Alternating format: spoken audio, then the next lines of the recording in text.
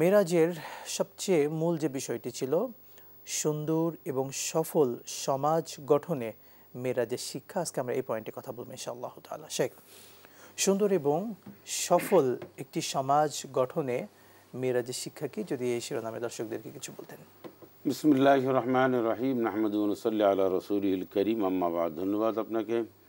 সত্যি রাসূল মাকবুল সাল্লাল্লাহু আলাইহি ওয়াসাল্লাম তিনি মেরাজে গিয়েছিলেন এবং মেরাজে গিয়ে আল্লাহ সুবহানাহু ওয়া তাআলার সাথে তিনি সাক্ষাৎ করলেন এবং আল্লাহ পাকের খাস কামরা আপন দরবারে আল্লাহ রাব্বুল আলামিন তাকে ডেকে নিয়েছেন।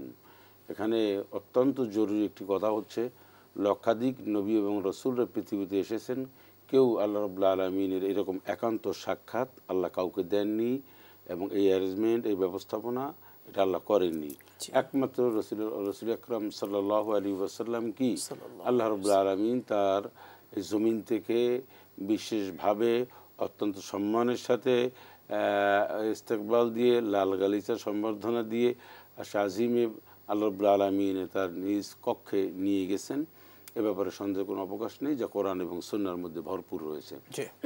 সরি, এরপরে আল্লাহ রাব্বুল আলামিন তাকে সামনাসামনি এরকম বসে একেবারে খুব সন্নিকটে বসেছেন। কতটা সন্নিকটে বসেছেন তা সূরা নাজমের মধ্যে আল্লাহ পাক বলেন, ফাকানা কাবা কাওসাইনি আও আদনা। এই যে দুটি আঙ্গুল আমি দেখাচ্ছি, এরকম রাসূলুল্লাহ সাল্লাল্লাহু আলাইহি ওয়াসাল্লাম বলছেন এতটা নিকটবর্তী আল্লাহ এবং আল্লাহ রাসূল ছিলেন। তারপরে বসে ওনারা কি আলাপ করলেন, সেই আলাপটা কিন্তু একান্ত আলাপটা কিন্তু বলে দিলেন। আমরা দুনিয়ার কোনো বৈঠক, হাই লেভেলের যখন কোনো বৈঠক হয়, মিটিং সিটিং হয় কোনো রাষ্ট্র বা সবচেয়ে বড় সেন্সিটিভ ইস্যু নিয়ে, তখন কিন্তু আলোচনা করে সাংবাদিকদের মুখোমুখি হলে তারা ফলপ্রসূ আলোচনা বলে বা এরকম কিছু বলে কাটিয়ে যায়, মূল ম্যাটারটা কিন্তু বলে না। কিন্তু আল্লাহ রাব্বুল আলামিন বলেন, হে রাসূল, আপনাকে যে আমি ডেকে নিয়ে আসছি, যে সমস্ত কথা আপনার সাথে আমার হয়েছে, এগুলি কিন্তু আপনার উম্মতকে গিয়ে এইভাবে ব্রিফ দিবেন, জানিয়ে দেবেন আমার পক্ষ থেকে। তা রাসূলুল্লাহ সাল্লাল্লাহু আলাইহি ওয়াসাল্লাম আল্লাহর পক্ষ থেকে তার উপরে অবতীর্ণ যে সমস্ত বিধিবিধান সেটি বলে দিলেন এবং আল্লাহ পাক বলেন, ফাওহা ইলা আবদিহি মা ওহা, আমি আমার বান্দাকে যা বলার তা আমি বলে দিয়েছি। এটা কোরআনুল কারীমের মধ্যে এসেছে। আচ্ছা, এ গেল। সেকেন্ড পার্ট হচ্ছে, এবার রাসূল আকরাম সাল্লাল্লাহু আলাইহি ওয়াসাল্লাম তিনি এসে যে কথাটি বললেন, যা আল্লাহ নাজিল করলেন, সূরা বনী ইসরাঈলের 23 নম্বর আয়াত থেকে তার শুরু হয়েছে।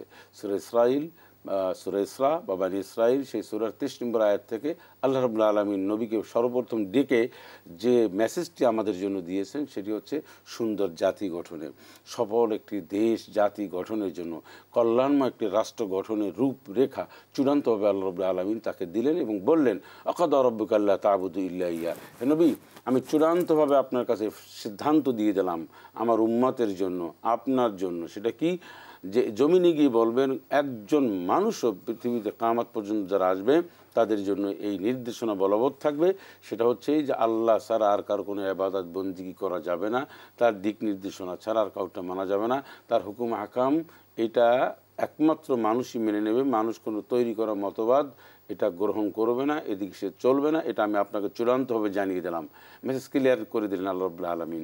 এরপর আল্লাহ রাব্বুল আলামিন বলছেন, সেকেন্ড হচ্ছে, এই মানুষগুলি আমার ইবাদত বন্দি করার পরে তারা সর্বপ্রথম ইবাদত বন্দিগি অথবা ভালোবাসার দিক থেকে, মান্যর দিক থেকে, সব দিক থেকে, সম্মান ইজ্জতের দিক থেকে, ভয়ের দিক থেকে তার পিতামাতাকে ভয় করবে, তাদেরকে এহসান করবে, তাদের প্রতি দরদশীল হবে, তাদের টেক কেয়ার করবে, তাদের প্রতি ভালোবাসা দিবে এবং তারা যে কোনো কাজ করুক, বাবা মা যে কোনো দিন তোমার ক্ষতি সাধন করুক অথবা কোনোভাবে তুমি তোমার বাবা মার সাথে কোনো দুর্ব্যবহার করতে পারবে না, ও শব্দ ব্যবহার করতে পারবে না, বরং সবচেয়ে সম্মানজনক সুইট মিষ্টি ভাষা দিয়ে যদি কথা বলো তোমার জবান থেকে, সে তোমার বাবা মার সাথে করবে। এটা আল্লাহ রাব্বুল আলামিন পরিষ্কার করে বলে দিলেন এই সূরা বনী ইসরাঈলের 23 নম্বর আয়াত থেকে শুরু হয়ে। এরপর আল্লাহ রাব্বুল আলামিন বলেন, হ্যাঁ, এবার একটি সুন্দর সমাজ গঠনের জন্য আত্মীয়তার বন্ধন থাকা দরকার, প্রতিবেশীর বন্ধন থাকা দরকার। সেখানে আল্লাহ রাব্বুল আলামিন বলছেন, আত্মীয় স্বজন, প্রতিবেশী, দূরাত্মীয়, নিকটাত্মীয়, এতিম, সব তাদের এতিম, অসহায়, অনাথ যারা রয়েছে তাদের প্রতি সবাই খেয়াল রাখবে, একটি বন্ধনে তোমরা থাকবে। এরপর আল্লাহ রাব্বুল আলামিন বলছেন, এই মানুষকে দেওয়া নেওয়ার ক্ষেত্রে তুমি মানুষকে দান সদকার করার ক্ষেত্রে এমনভাবে দান করো না যে তুমি সব নিঃস্ব হয়ে গেছো, আবার এমনভাবে তুমি দান করতে গিয়ে তোমার মুষ্টিকে বন্ধ করে রেখো না, যা আছে লাখ লাখ দিলা 2 টাকা 5 টাকা অথবা 50 টাকা 20 টাকা দিলে না, যার যেরকম তৌফিক অনুযায়ী ভেবে চিনতে পরিকল্পনা অনুযায়ী দান সদকা করবে। বলেছেন আল্লাহ রাব্বুল আলামিন যে জমিনের সব ধরনের জেনা ব্যভিচার এবং জেনা ব্যভিচার হয় এমন সব কার্যক্রম আল্লাহ পাক বলে নিষিদ্ধ ঘোষণা করে দিলাম।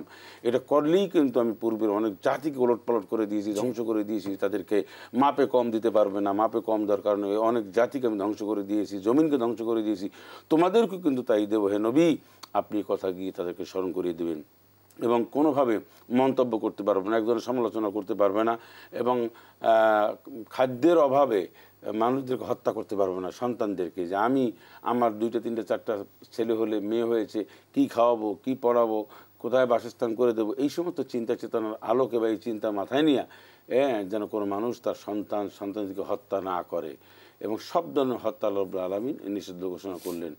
গৌরব, অহংকার, তাকাব্বুরি, তারপরে হিংসা, রিয়া, এগুলি সব আল্লাহ রাব্বুল আলামিন সব বললেন এগুলি একজন মানুষের জন্য শোভা পায় না। কোনো মানুষ গৌরব অহংকার করতে পারবে না, হিংসা রিয়া করতে পারবে না, সে তাকাব্বুরি করতে পারবে না, সে বড়ত্ব দেখাতে পারবে না, তার মধ্যে দাম্ভিকতা থাকবে না, থাকবে হচ্ছে বিনয়।